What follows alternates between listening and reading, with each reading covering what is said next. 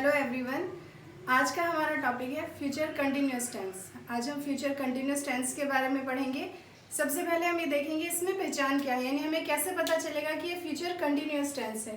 तो जिन वाक्यों के अंत में रहा होगा, रही होगी, रहे होंगे आदि शब्द आते हैं, जैसे खेलता रहेगा, पढ़ती रहेगी, गाता रहूँगा, जिन वाक्यों के अंत में ये शब्द आएंगे उससे पता चलेगा ये हमारा फ्यूचर कंटिन्यूअस टेंस है।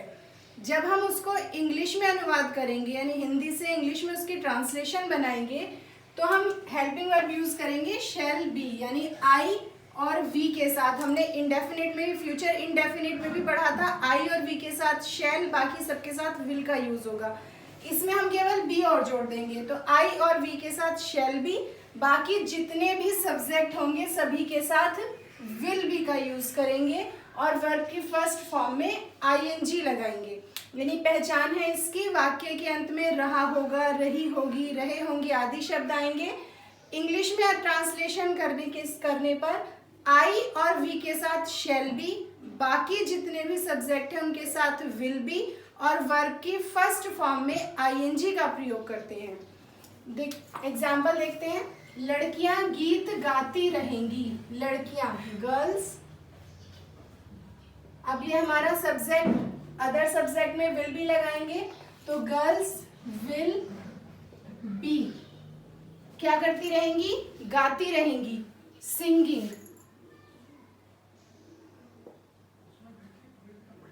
Girls will be singing songs. तो girls will be singing songs, लड़कियां गीत गाती रहेंगी, girls will be singing songs. Next, हम मैदान में खेलते रहेंगे, वी के साथ हम लगाएंगे shall, we shall be playing. मैदान में, इन द फील्ड या ग्राउंड हम कुछ भी लिख सकते हैं, तो we shall be playing in the ground. तो ये हमारा एडजेक्टिव सेंटेंस था, girls will be singing songs, we shall be playing in the ground. अब देखते हैं नेगेटिव। नेगेटिव में क्या करना है? जिन वाक्यों में नहीं आता है, यानी अगर नेगेटिव है तो उसमें नहीं का प्रयोग होगा, तो जिन वाक्यों में नहीं आता है उन वाक्यों में विल नॉट बी, यानी विल और बी के बीच में हम नॉट और लगा देंगे, will not be, shall not be का प्रयोग करते हैं, और वर्ब की जो आईएनजी फॉर्म है वो वैसे ही यूज करेंगे। यानी कि जिन वाक्यों में नहीं आएगा उसमें विल नॉट बी और शैल नॉट बी का प्रयोग करेंगे, और वर्ब की आईएनजी फॉर्म जैसे यहाँ यूज की थी वैसे ही हम यहाँ पर भी यूज करेंगे। जैसे वह छात्रों को नहीं पढ़ा रही होगी, होगी फीमेल है तो शी विल नॉट बी आ जाएगा, शी विल नॉट बी पढ़ा रही होगी, teaching.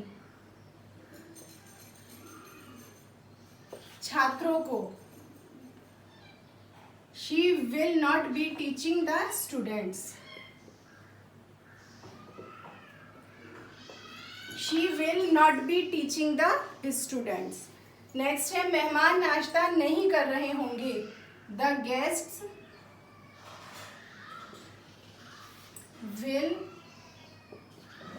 not be taking breakfast.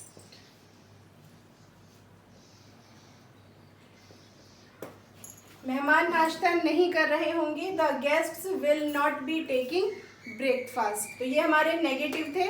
अब देखते हैं इंटेरोगेटिव सेंटेंसेस।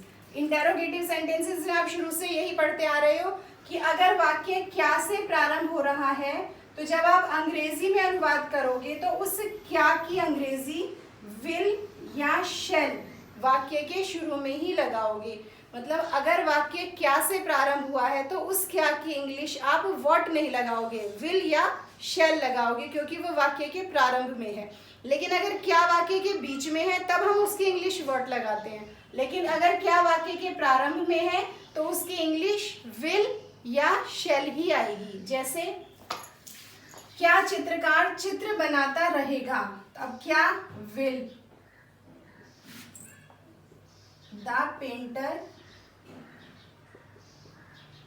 बी चित्र बना रहा है, drawing. Will the painter be drawing the picture. इसमें हम विल शुरू में लगाएंगे लेकिन बी को सब्जेक्ट के बाद लेकर जाएंगे। तो क्या चित्रकार चित्र बनाता रहेगा? Will the painter be drawing the picture.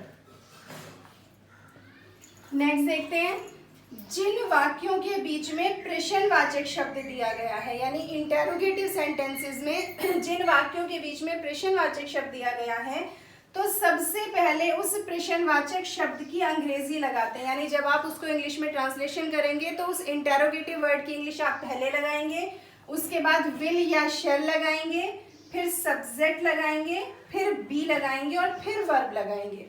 यानी पहले इंटेरोगेटिव वर्ड लगाएंगे, फिर विल या शैल सब्जेक्ट के अनुसार, फिर सब्जेक्ट, फिर बी और उसके बाद वर्ब का यूज करेंगे। जैसे तुम मेरी सहायता कैसे करते रहोगे? How will you be. पहले इंटेरोगेटिव वर्ड, फिर हेल्पिंग वर्ब, फिर सब्जेक्ट और फिर बी। तो how will you be helping me. तुम मेरी सहायता कैसे करते रहोगे? How will you be helping me. तो ये थे हमारे इंटेरोगेटिव। अगर क्या शुरू में है तो क्या की इंग्लिश विल, और अगर इंटेरोगेटिव वर्ड दिया गया है तो उस इंटेरोगेटिव वर्ड की इंग्लिश पहले। तो ये हमारा फ्यूचर कंटिन्यूअस टेंस था।